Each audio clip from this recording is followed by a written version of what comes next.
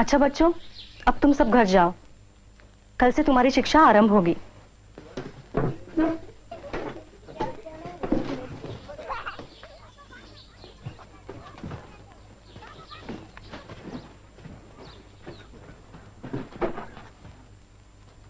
इसे रोज रोज लाना जी। हम इसे बहुत सी बातें सिखाएंगे, पढ़ना लिखना, कुछ व्याकरण, कुछ गणित जी। इसे रोज लाओगे ना? जी रोज ले।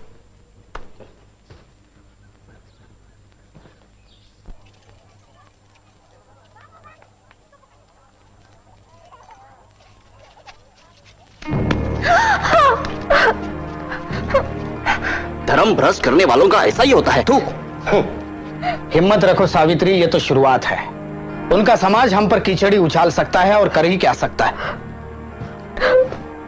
रुका सड़ा हुआ समाज, अपने हाथों पैदा किए दलदल में धंसा हुआ समाज है वो। जब हम कुनबी किसान शिक्षा पालेंगे तो कुल समाज को उलट कर रख देंगे हम, सारी कालिमा धो देंगे हम। सावित्री, तुमने जो काम शुरू किया है वो बहुत साहस का है। ये मामूली औरत की बूते की बात नहीं कि घर की दहलीज पार करके बाहर निकले और पढ़ाने का काम करे। तुम गर्व से माथा उठाकर चलो सावित्री, एक दिन साबित हो जाएगा कि हम ही सही थे। क्या हुआ ज्योति? क्या हुआ बहू को? नहीं कुछ नहीं बाबा। तो फिर रो क्यों रही है? साड़ी पर ये गोबर और कीचड़, क्या बात है? वो पाठशाला से लौट रही थी तब कुछ लड़कों ने उस पर कीचड़ और गोबर फेंका। तो क्या फूल बरसाते? ज्योति, मैंने तुम्हें 20 बार समझाया है कि धर्म कर्म का मामला है, तुम बेकार टांग मत अड़ाओ। शूद्रों को और औरतों को पढ़ने लिखने का अधिकार नहीं है, लेकिन तुम मानते ही नहीं। वो पाठशाला खोलकर तुमने पूना के हर ब्राह्मण को अपना दुश्मन बना लिया है। हर ब्राह्मण नहीं बाबा, कुछ समझदार ब्राह्मण हमारे साथ भी है। तुम्हें पढ़ने के लिए स्कूल भेजा, वही मैंने गलती की। उन पादरी मास्टरों ने तुम्हारा दिमाग खराब करके रख दिया है। उसी वक्त मैं अपने समाज के लोगों की बात मान लेता तो आज ये दिन देखना ना पड़ता। अरे तुम्हें करना हो तो करो, जिद्दी आदमी ठहरे, लेकिन मेरी बहू को उसमें क्यों घसीटते हो? क्योंकि शिक्षा ही इस देश को और हमारे धर्म को बचा सकती है। यह तभी हो सकता है जब हर एक को शिक्षा पाने का मौका मिले। मैं अपने धर्म को भ्रष्ट नहीं कर रहा हूं बाबा, मैं उसे सुधारना चाहता हूं। मैं आप ही से पूछता हूं कि यह कानून किसने बनाया है कि सिर्फ ब्राह्मणों को पढ़ने का अधिकार है और शूद्रों को नहीं है?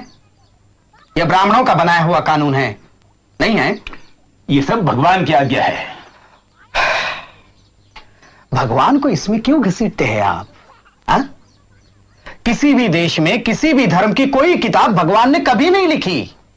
हर किताब मनुष्य ने लिखी है, और धर्म पंडितों ने बार बार कहकर यह बात हमारे दिमाग में भर दी है कि यह भगवान की आज्ञा है, ताकि हम कोई सवाल नहीं उठा सके।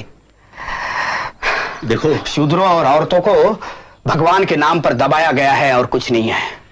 देखो ज्योति, मैं तुमसे बहस नहीं करना चाहता। मैं सिर्फ इतना जानता हूं कि हमारे पुरखों ने कुछ नियम बनाए हैं और हमें उनका पालन करना चाहिए, बस। हाँ, मैंने भी एक नियम बनाया है बाबा। मेरे पीछे पीछे आओ, मेरे पीछे पीछे आओ, रुको नहीं तुम मत घबराओ। धिक्कारो मनु की आज्ञाएं, शिक्षा पाओ और दिलाओ। शिक्षा का आनंद महान, ज्योति का कहना लो मान। बकवास। उन गिरस्तानी स्कूल के मास्टरों ने तुम्हारे दिमाग में ये खुराफात भर दी है। और फिर किसी ने आपको यह भी बताया होगा कि मैं ईसाई बन रहा हूं। क्या? ईसाई? सच? धर्म बदलना समस्या का कोई हल नहीं है। हालांकि ईसाई धर्म की कई बातें मुझे सही और सच जान पड़ती है, फिर भी मैं हिंदू ही बना रहना चाहता हूं, क्योंकि मैं हिंदुओं के विचार में सुधार लाना चाहता हूं। देखो ज्योति, मैं एक ही बात समझता हूं, और वो ये है कि तुम्हारी वो पाठशाला बंद होनी चाहिए और बहू का पढ़ाना भी खत्म होना चाहिए। नहीं, ये नहीं हो सकता। सब हो सकता है। देखो ज्योति, मैं तुम्हें आखिरी बार बता देता हूं कि अगर तुमने मेरी और अन्य लोगों की आज्ञा का पालन नहीं किया तो तुम्हें और तुम्हारी पत्नी के लिए इस मकान में कोई जगह नहीं है। तुम्हें यह मकान छोड़ना पड़ेगा। जैसे आपकी मर्जी। हम हमारे विचारों में बदल नहीं कर सकते, इसलिए घर छोड़कर जा रहे हैं।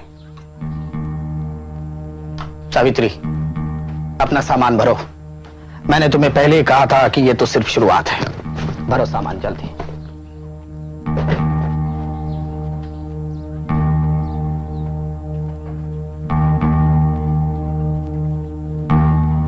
ज्योति तू पागल हो गया है, निराट पागल। अरे